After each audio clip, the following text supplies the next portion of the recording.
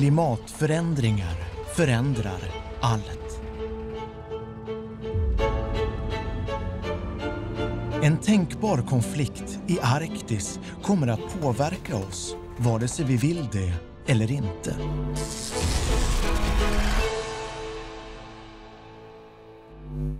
För vad händer när kriget kommer?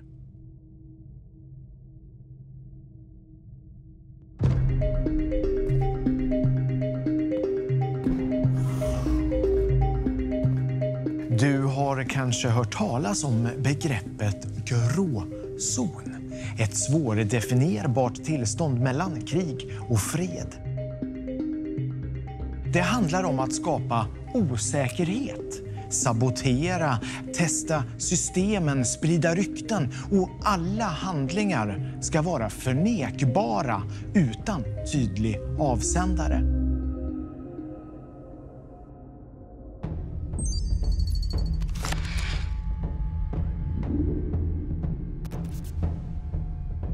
Gråzonsproblematiken, det är ju någonting man utsätts för om man är en ganska laglydig stat som gillar att följa reglerna och tror att krig uppstår när någon kör över gränsen och fram till dess så har vi djupaste fred. Så agerar inte de flesta tänkbara motståndare som Sverige skulle kunna ha en konflikt. Utan där försöker man påverka den andra staten, i det här fallet Sverige, med allehanda tricks och knep som ligger under tröskeln för konflikt, i alla fall för krig, men som också är väldigt svårt att spåra till statsaktören. Och i detta ligger också att den staten som utsätts för det här ska hela tiden sättas under press, men ska inte ha tillgång till statens främsta verktyg för att kunna göra någonting åt det, det vill säga sin försvarsmakt eller vad det nu kan vara.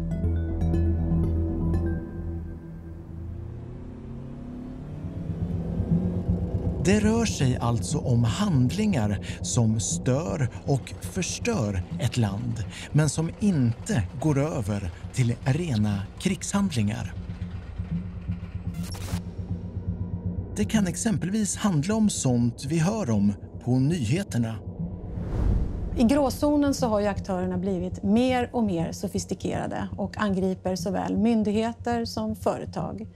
Vi har sett att de använder sig av desinformation för att påverka opinionen.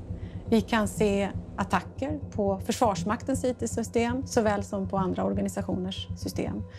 Ett annat konkret exempel är förekomsten av oidentifierade drönare vid militära operationer och övningar. Syftet för en stat att försätta en annan stat i någon sorts gråzonssituation är att undergräva förtroendet för statsledningen, att få folk att lita mindre på varandra och på de institutioner som de behöver för att kunna klara sin vardag. Och det gör ju att den här staten helt enkelt blir svagare och får en lägre motståndskraft. Det handlar om att splittra, polarisera, förstöra och förvirra. Allt för att göra en potentiell framtida fiende svag, långt innan man behöver inleda ett väpnat anfall. Seminarium som arrangeras av Försvarsmakten gemensamt med Säkerhetspolisen. Rubriken är "Hur skyddar vi Sverige i gråzonen mellan fred och väpnad konflikt?" Gråzonsproblematiken och det vi benämner gråzon är egentligen någonting som vi upplever här och nu. Det kan också vara olika typer av påverkansoperationer. Och det här är olika typer av, om vi kallar det för konfliktnivåer, är något som pågår hela tiden. Tack. Då kan vi konstatera från Säkerhetspolisen att främmande makt agerar i en gråzon mellan fred och väpnad konflikt. Och vad vi ska komma ihåg är att det sker här och nu och ständigt. Utför man de här aktiviteterna bra så blir det kanske inte ens nödvändigt med ett väpnat anfall för att få som man vill.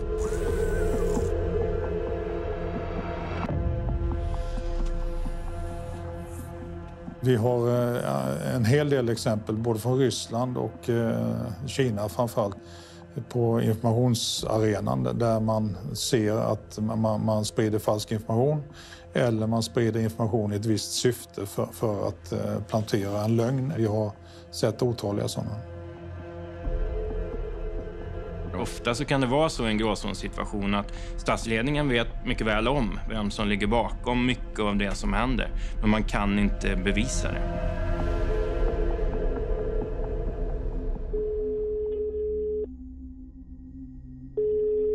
Att påverka utan att synas. Svårt att skydda sig mot och en smula frustrerande.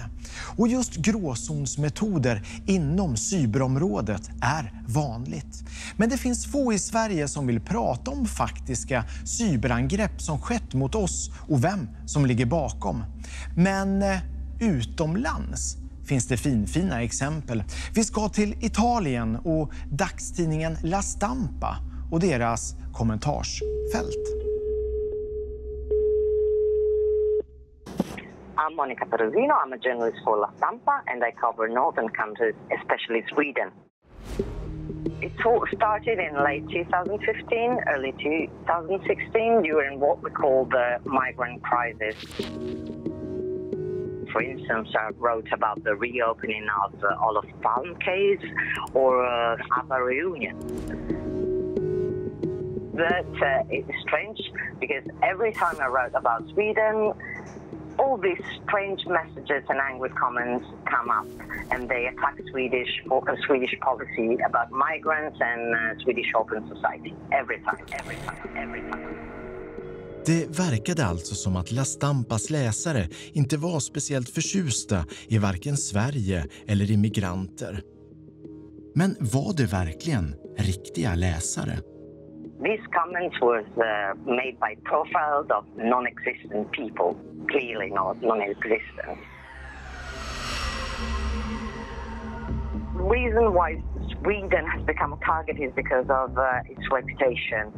Sweden represents a stereotype of the perfect country where the welfare state is born, and that's why attacking Sweden, in my opinion, it's a good way to demonstrate that after all, the Swedish model, perfect model, is not working.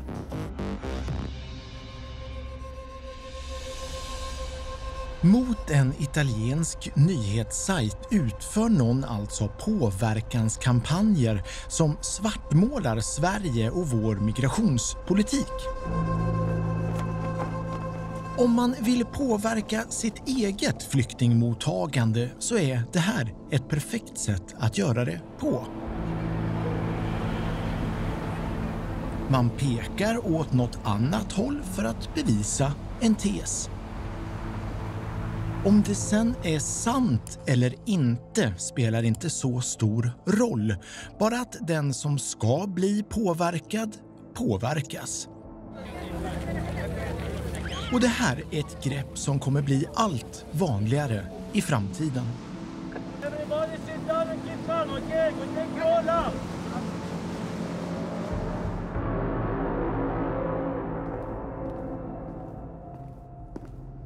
Går det att anklaga någon för det här? Nej, det är svårt. Och det här sker hela tiden på olika sätt i vårt digitaliserade samhälle. Men har man väl förstått hur det funkar så är det lättare att genomskåda det när det väl sker. Men hur har vi hamnat här? Vi har väl fred?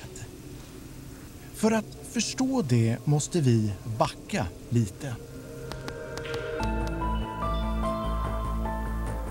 Under kalla kriget var konfliktbilden tydlig. Öst mot väst. Europa var kluvet. Och många var säkra på att jorden skulle gå under i ett tredje världskrig.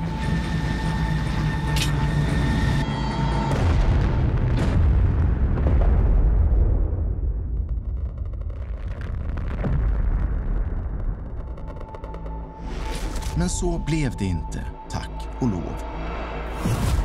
Zeitschrift der SED Muren rivs efter en minst sagt märklig presskonferens. Was wird mit dem Berliner Mauer jetzt geschehen? Das tritt nach meiner Kenntnis ist das sofort. Unverzüglich. Herzlichen Dank. Så snabbt tog kalla kriget slut.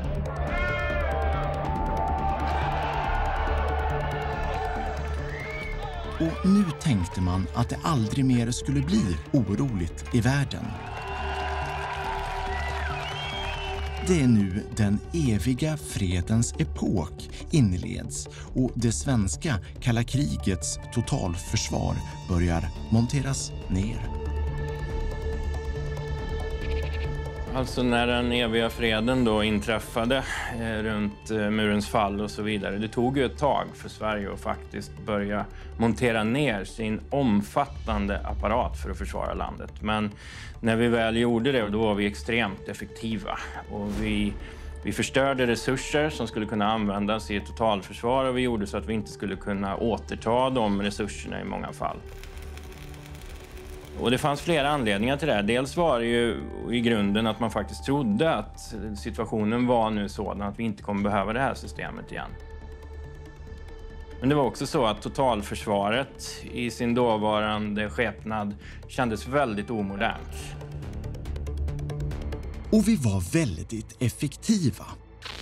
När Ryssland gick in i Georgien hade vi kommit långt med nedmonterandet. Och när Krim annekterades 2014 så var vi helt färdiga. Annekteringen av Krim är ett bra exempel på gråzonsverktyg. Soldater utan nationalbeteckning, ett flertal cyberattacker och allt förnekas av Ryssland. Annekteringen av Krim blev en internationell väckarklocka konfliktsmässigt.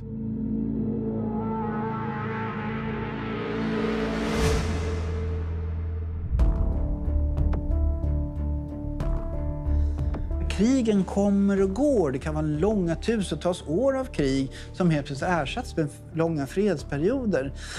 Grundar sig i att man hittar specifika intressesfärer. Och här kan vi existera och samexistera med någon annan.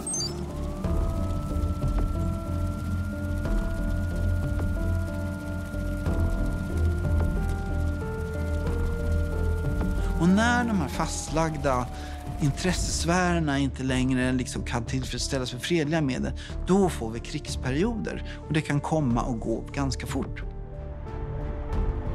Vi ser ju egentligen på daglig basis krig och elände på tv. Men att ta det till sig och applicera det på att det här skulle kunna hända här hemma i Sverige, det är ju kanske inte det första man tänker på. Det läge vi ser just nu, om man jämför det med hur det såg ut för 10-15 år sedan, är betydligt annorlunda.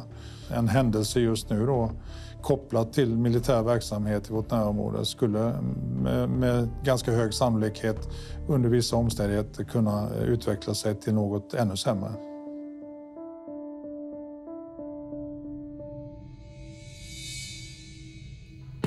I nästa avsnitt. Det väpnade angreppet och vägen mot undergången.